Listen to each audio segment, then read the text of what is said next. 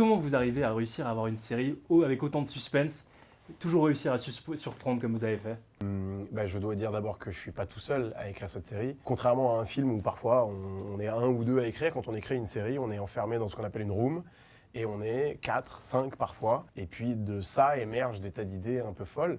Sur cette saison 3, la réalité c'est que on est fort maintenant d'une série qui est installée, qui a des codes très précis et qui a ces qualités que j'aime, qui sont des cliffs très forts à chaque fin d'épisode, qui donnent envie de regarder l'épisode d'après. Qu'en fait maintenant on a une recette pour valider et finalement c'est plus simple qu'au début. Ça y est, la série existe, les codes de cette série existent, la lumière de cette série existe. Donc voilà, c'est juste beaucoup de travail. Alors justement, cette recette, elle change. Dans les précédentes saisons, il y avait un artiste qu'on suivait. Cette année, il y en a deux. En quoi ça change? Finalement, la vraie question, c'était comment on fait évoluer cette série, puisque la saison 1 racontait l'ascension d'un homme, Apache. La saison 2 racontait les difficultés d'être une femme dans le milieu du rap avec l'Alpha. Et puis là, pour cette saison, c'était assez évident pour moi de me dire, maintenant, on va raconter les problèmes qu'il peut y avoir au sein d'un duo, avec ce qu'on imagine tout de suite d'ego, d'orgueil, de différences de compétences entre eux qui vont créer des problèmes. Et voilà comment cette saison 3 a été créée, parce que le duo était un super terrain de jeu de scénario. Et justement, rejoindre cette série pour vous, cette série installée, comment ça s'est passé? Tout d'abord, on a passé des castings. Pour ma part, j'en ai passé plus de 10. Plus de 10, ah ouais. Parce qu'en fait, il fallait trouver l'alchimie avec le duo. Et au fur et à mesure du temps, j'ai vu que c'était moi. Car Franck Gastambide me montrait qu'il y avait plus d'affinité au fil du temps. On a eu longtemps besoin d'Elil parce que on a très vite su que ce serait lui. Et puis ensuite, il a fallu qu'on l'essaye au fur et à mesure du temps avec le binôme pour savoir si ce binôme allait marcher. On a vu en tout et pour tout plus de 300 jeunes hommes et jeunes rappeurs pour ce rôle. Et à chaque fois, on a vu des gens qui étaient super, qui avaient beaucoup de talent, mais qui parfois ne marchaient pas forcément très bien avec Delil, qui était notre premier choix. Et puis ensuite est arrivé sous mes yeux la vidéo du casting de Yadley. Et là, c'est devenu une évidence pour moi. Ouais, moi, ça s'est passé totalement différemment. J'étais venu une première fois parce qu'ils n'avaient pas encore trouvé le personnage de Zach. Donc, je passe le casting pour le rôle de Zach. Ils retiennent Delil, qui est très bon choix d'ailleurs. Félicitations. Et ils m'ont fait revenir pour le rôle de Salif que j'incarne. Et là, franchement, le test qu'on a fait avec Delil, c'était un one-shot, franchement. Je pense qu'ils ont senti qu'il y aurait quelque chose de bien entre nous. Donc, ils ont décidé de nous garder tous les deux. Et justement, cette difficulté d'avoir des très bons acteurs, mais aussi des très bons rappeurs, ça complique tout, j'imagine. C'est la grosse complexité de valider, effectivement. C'est avoir la double compétence, et c'est pas n'importe lesquels, c'est d'être des acteurs capables d'incarner une création originale Canal+, c'est-à-dire d'être les héros d'une série, en termes de compétences d'acteurs, en termes de charisme, de physique, et puis en plus d'être d'excellents acteurs, ils doivent être de très bons rappeurs, parce que sinon, évidemment, ça marche pas. On raconte l'ascension de rappeurs qui sont des phénomènes. On les prend dès le début de cette saison. Ils sont déjà des rappeurs en devenir, ils vont devenir des stars, donc j'avais besoin qu'il n'y ait aucun doute sur leur capacité de rappeur. Et voilà pourquoi le casting de Validé, c'est plus compliqué qu'un autre casting. Il ne suffit pas de trouver des bons acteurs, il faut que je trouve des bons acteurs et des excellents rappeurs. Et c'est leur cas à tous les deux. Et justement, alors cette saison 3, qu'est-ce qu'elle nous réserve? Des surprises, des relations d'ego un peu conflictuelles, même s'il y a beaucoup de fraternité entre les deux, beaucoup de rebondissements, des choses que vous n'imagineriez pas. Oui, parce que évidemment qu'il y a dans ma tête un peu de Monte Cristo dans la manière de se trahir, dans la manière de très mal gérer la jalousie. Et je dirais qu'il y a un peu de Monte Cristo à la sauce rap, à la sauce urbaine, à la sauce moderne, parce que l'ego, l'orgueil, la jalousie sont des péchés et des défauts qui font faire de graves bêtises. Et l'un des deux va faire des graves bêtises, à l'instar de ce qu'on peut voir et lire dans la grande littérature finalement. Alors quand vous pensez à Suisse, qu'est-ce qui vous vient en tête? Le chocolat? L'horlogerie. L'horlogerie, ouais. Ça marche bien avec les rappeurs. Ouais, Peut-être plus que le chocolat encore. Ouais. Je suis Ouais, plus je dirais chocolat les beaux que- paysages, ouais. Les beaux paysages. Ouais. Vous avez peut-être déjà été en Suisse, c'est quelque chose qui vous a marqué là-bas? Eh ben, qu'est-ce qui est super? C'est quand même un pays de gens gentils, moi, je trouve, la Suisse. Vous êtes très gentils, vous êtes moins stressés que dans nos rues parisiennes. Donc, on prend beaucoup de plaisir à y aller. Et en termes de musique, justement, est-ce qu'il y a un rappeur que vous connaissez, que vous appréciez, qui vous Non, vient? alors, tu connais les Suisse Suisses? Ouais. Il y a Makala, c'est ça? Bien sûr. Makala, je pense que c'est le plus connu de Suisse, si je ne m'abuse. Il y a Maïro aussi, si je m'abuse. Ah ouais, non, il y a du monde, hein. Ouais, ben, en tout cas, c'est les seuls que je connais. Bah, c'est déjà pas mal, hein. C'est déjà Ouais, pas mal. ouais. Ça vous dit de faire un petit blind test avec des rappeurs suisses? Ah oui, mais alors là, moi, je connais pas très bien, mais c'est vous, les gars. Et du coup, je t'ai dit tous ceux que je Ah connaissais. ouais, bah t'en as dit une bonne partie, hein. Ok. En vrai, t'en as dit de la liste. Tout pareil. Bon, alors ça, Ça, c'est Jimmy, ça, non? c'est pas très loin.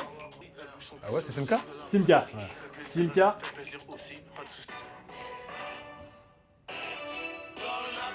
Maïro, Non, ça c'est plus ancien. je connais pas. Ça vous dit rien? Rien à perdre. C'est très cool. C'est Double Pacte. Et toi, je sais que tu es fan de La Haine. Et en fait, il y a BO en Suisse de La Haine, c'était justement ça. Ah ouais. C'était rien à perdre. Voilà. D'accord. Donc, Makala? Makala, exact. Mais c'est cool le rap suisse. Je connais pas, mais il est bien, ce mec. L'ambiance de tournage.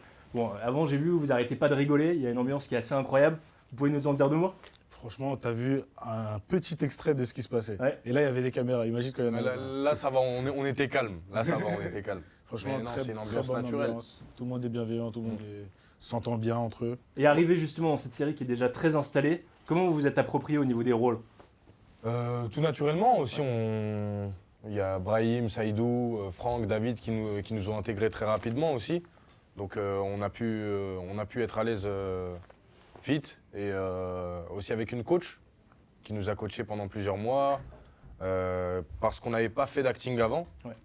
Donc elle nous a coachés, on a appris quelques techniques pour pouvoir, vous savez, des techniques de respiration, des petits trucs d'acteur. Et ouais, du coup on s'est intégré vite. Précédente saison, il y avait plusieurs caméos. Cette saison, on réserve encore quelques-uns. Oui, bien sûr. On s'est rendu compte aussi que peut-être qu'en saison 1, j'avais tellement peur que les gens ne soient pas interpellés par cette série qu'on n'a pas hésité à appeler tout notre carnet d'adresses de rappeurs et de gens de l'industrie du rap pour venir participer à la série.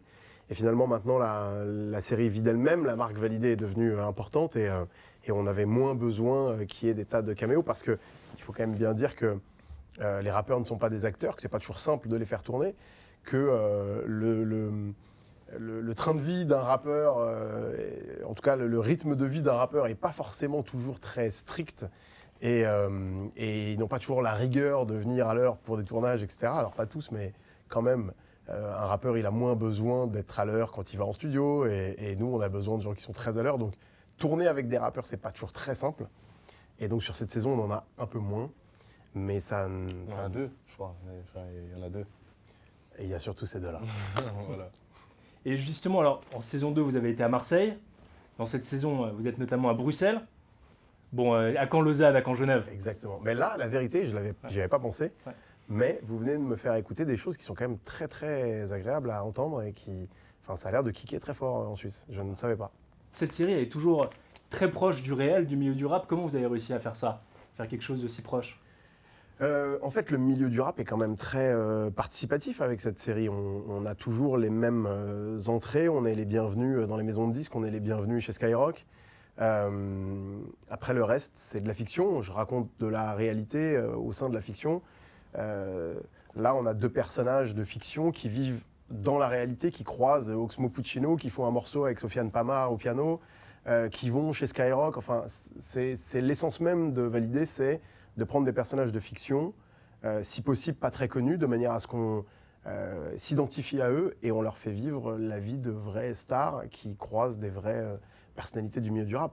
Je crois que c'est ce qui a fait une partie du succès de cette série. Et justement, il y a plusieurs acteurs de la série qui sont devenus connus dans le rap suite à ça. Bah oui, en tout cas, évidemment qu'on ne peut pas évoquer ça sans parler d'Attic.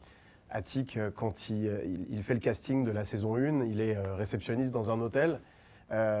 Il se met corps et âme dans Valider pour devenir un acteur, pour se perfectionner encore plus en rappeur. Et puis, je crois, 1 an après la sortie de Validé. Il est nommé aux Victoires de la musique et puis il a maintenant une vraie carrière. Donc moi, c'est une fierté énorme que Validé soit devenu un espèce de tremplin pour des jeunes talents. C'est le cas à chaque fois. Alors évidemment, on parle d'Atik, mais à côté de lui, il y a Brahim et Saïdou. Brahim maintenant est un comédien de comédie qu'on voit beaucoup. Saïdou a joué dans Aka, qui est un énorme succès sur Netflix. Et moi, je suis très fier de me dire que Validé permet ça à des jeunes talents. Et maintenant, je souhaite au moins la même chose pour Delil et Yadley. Ouais, il y a un certain temps, le rap, c'était une musique qui était décriée, qui était peu connue, peu appréciée, un peu en sous-main. Maintenant, c'est la musique la plus écoutée en France. Ce changement, vous le vivez comment? Je crois que c'est des périodes, c'est des époques. Le rap évolue très vite. Le rap que j'écoutais ne ressemble pas au rap d'aujourd'hui. La musique qu'on a fait pour Valider 1 n'est pas du tout la même musique que les garçons ont fait pour cette saison 3. Donc il s'est passé 5 ans entre la saison 1 et la saison 3 et on se rend compte qu'ils ne rappent pas les mêmes textes, ils ne rappent pas sur les mêmes instrus, ils ne rappent pas à la même vitesse.